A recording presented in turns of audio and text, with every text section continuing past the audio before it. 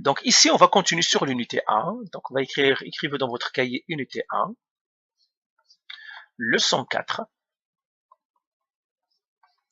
Vous écrivez la date du jour et vous écrivez l'heure. La leçon, c'est la résonance. La résonance. C'est ça la résonance.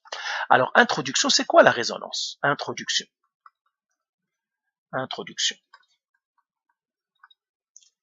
Alors, parfois, vous avez déjà vu que, par exemple, vous voyez des objets sur votre table, mais qui vibrent à cause d'un camion qui est passé, par exemple. Ou à cause d'une voiture qui est passée à côté, vous voyez que votre table qui vibre. Ok, ou bien vos objets qui vibrent. Alors, comment ces objets-là, ils ont vibré? Eh bien, tout simplement parce qu'il y a de l'énergie qui est arrivée à eux, qui les a fait vibrer. Le camion, par exemple, qui est passé, a fait vibrer le sol a fait vibrer les tables, etc. Donc, c'est les vibrations. Donc, tous les objets peuvent vibrer. Donc, tout objet peut vibrer. Donc, peut vibrer. Autre chose, tout objet a une fréquence à laquelle il aime vibrer. Tout objet a une fréquence propre. Tout objet a une fréquence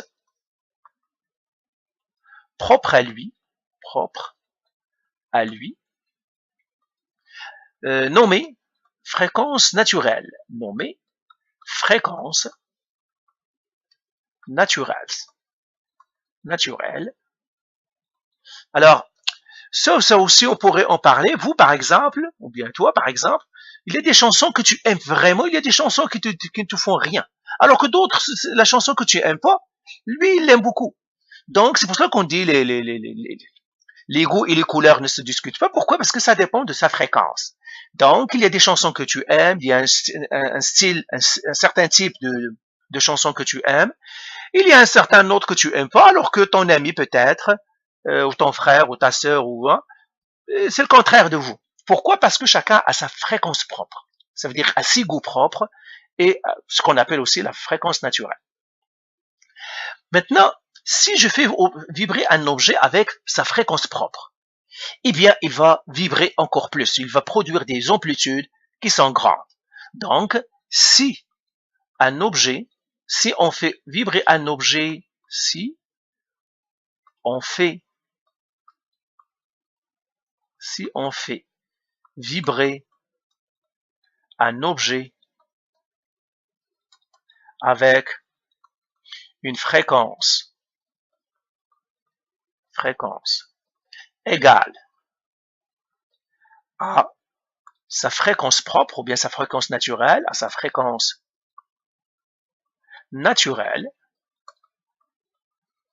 alors l'objet va vibrer avec de grandes amplitudes.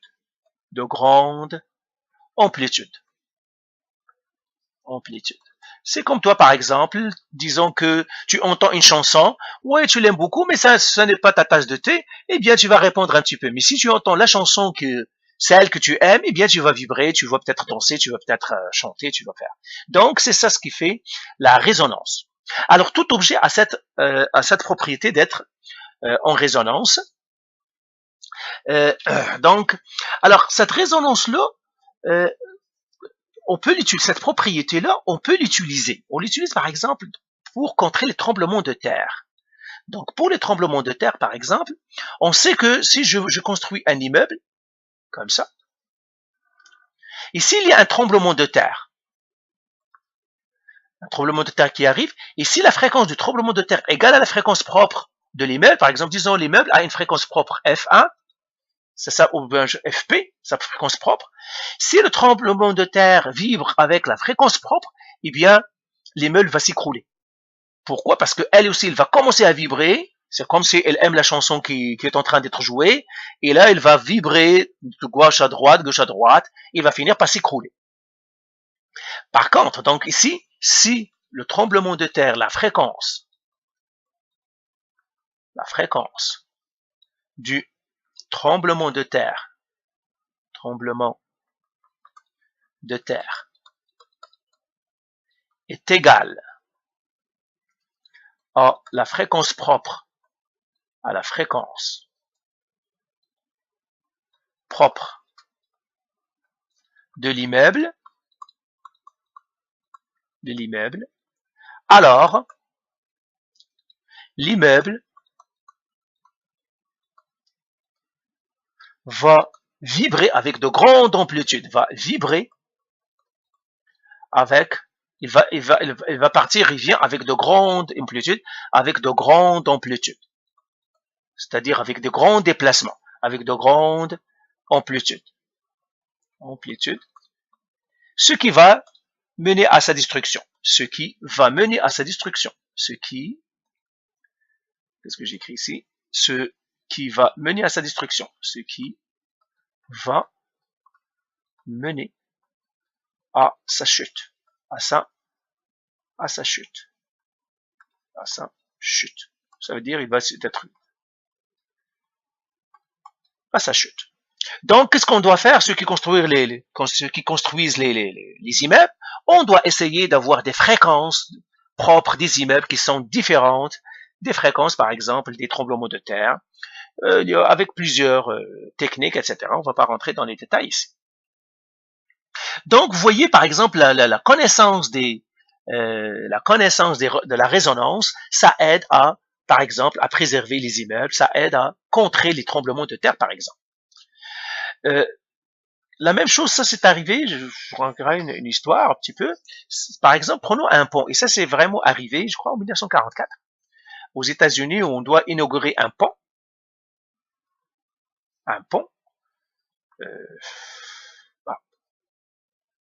On doit inaugurer un pont, je vais tracer un pont. Le pont était, ça c'est le pont, je mettrai le pont ici.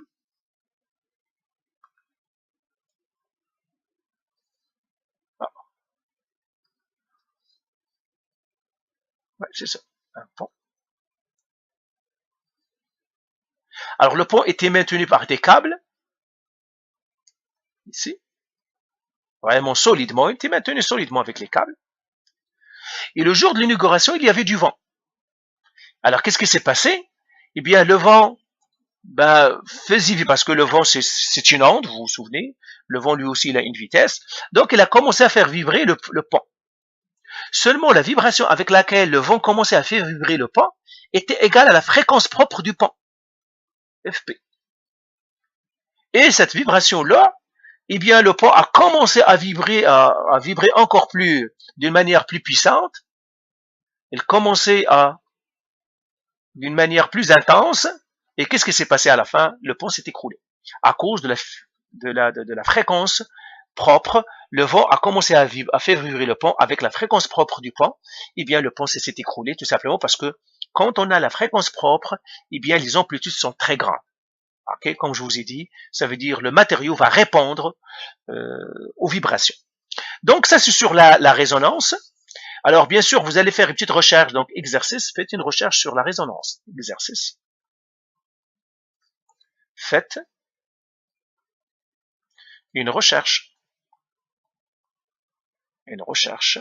sur la résonance mécanique. La résonance mécanique. Donc, qu'est-ce que ça veut dire la résonance? Regardez qu'est-ce qui s'est passé. Donc, vous devez faire une recherche. Ça, c'est à rendre encore un travail à rendre.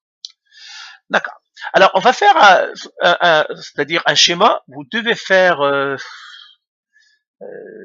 ce schéma-là. Ça va être un laboratoire que vous allez faire. C'est une pratique. Alors, c'est une pratique que vous allez faire. Ici, disons que j'ai un support solide ici. Ça pourrait être même un mur ici.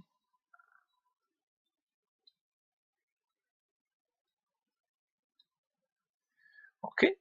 Un autre support de l'autre côté, le même.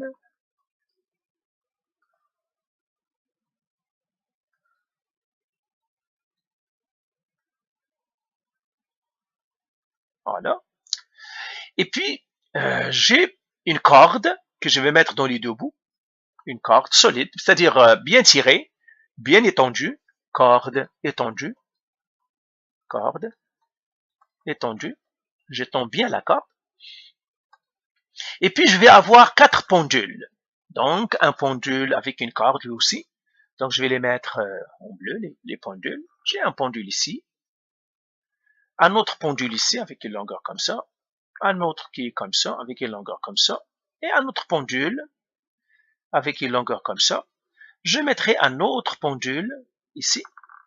Bah, je vais le mettre ici. Comme ça. 5 pendules. Alors, un pendule, c'est quoi? C'est une corde avec un poids dessus. C'est-à-dire une petite bille ici. Donc, nous avons les billes. Ça va être de même taille toutes les billes. Ce sont des billes métalliques. J'ai une bille ici. J'ai une bille ici. J'ai une bille. Toutes les billes sont de même taille. Et j'ai une autre bille ici. Alors, je vais nommer mes pendules. Ça, c'est le pendule 1, 2, 3, 4, 5. Alors, un pendule, c'est quoi? C'est une corde au bout duquel j'ai une masse qui pourrait vibrer. Donc, si je déplace donc je vais prendre un pendule ici, par exemple, et je pourrais faire jouer le pendule, par exemple. Disons que je vais le lâcher à partir d'une certaine distance, ici. Et puis le pendule va faire des va-et-vient. Alors, si je lâche le pendule, lui, toujours, il va vibrer avec sa fréquence propre. Donc, le pendule va partir jusqu'à ici, part comme ça, il revient, il revient. Alors maintenant, quelle est la fréquence du pendule, la fréquence propre, ou bien la fréquence naturelle? Alors, la fréquence naturelle d'un pendule ne dépend que de sa longueur. C'est la longueur qui me dit la fréquence du pendule. Donc, la fréquence d'un pendule ne dépend que de sa longueur. Est donnée par sa longueur. Je mettrai même est donnée par sa longueur. Si je connais la longueur d'un pendule, je connais sa fréquence.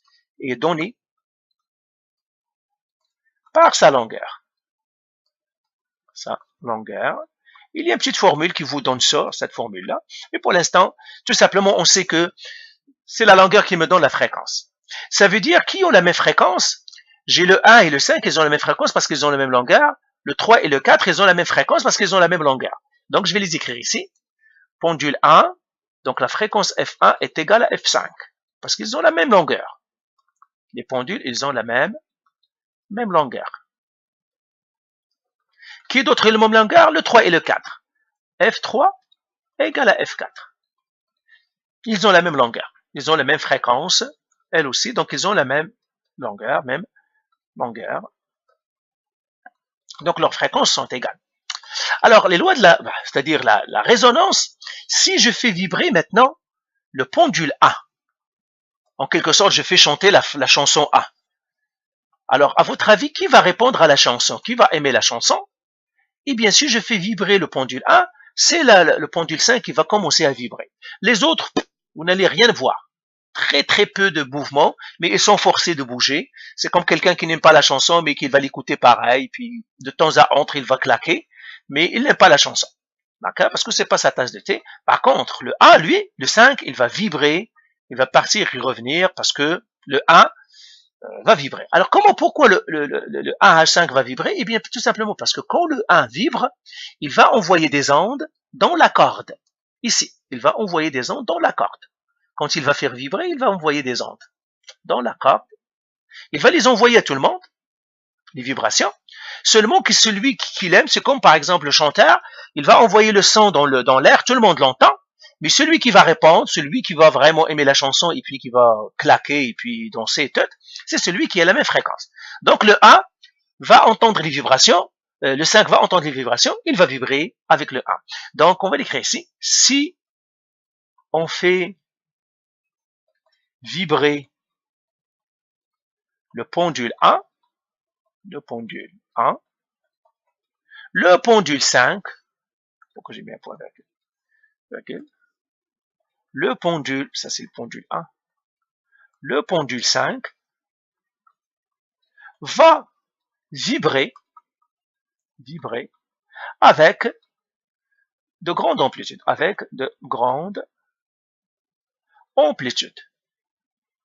amplitude par résonance. Par résonance. C'est ce qu'on appelle un mouvement par résonance, ou bien la résonance sympathique.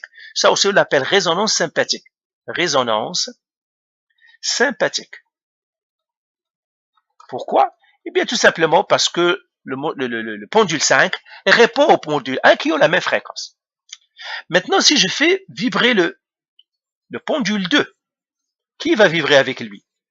Alors, si on fait vibrer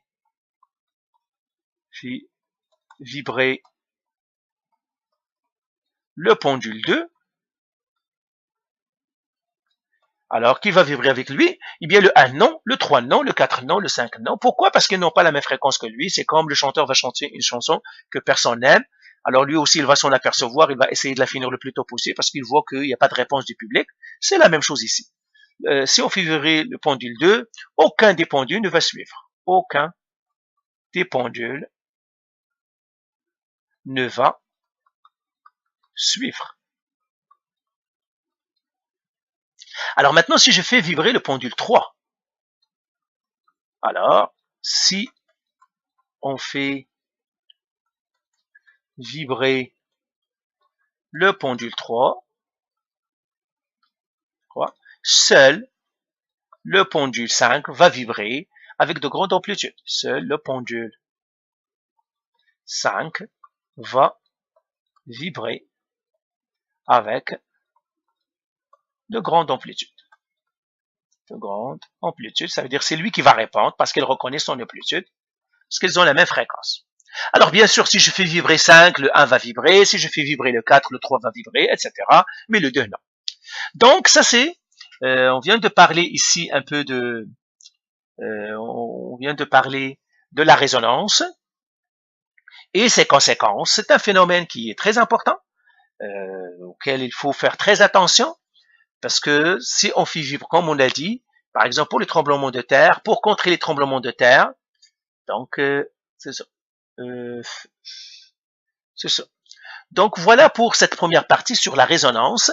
Après, on va faire maintenant un peu le calcul, on va parler un petit peu comment on trouve la résonance, et puis, etc. Donc, mais comme je vous ai dit, faites une recherche sur la résonance, parce que c'est très important, et vous allez me rendre le travail sur la résonance. Allez, faites les exercices.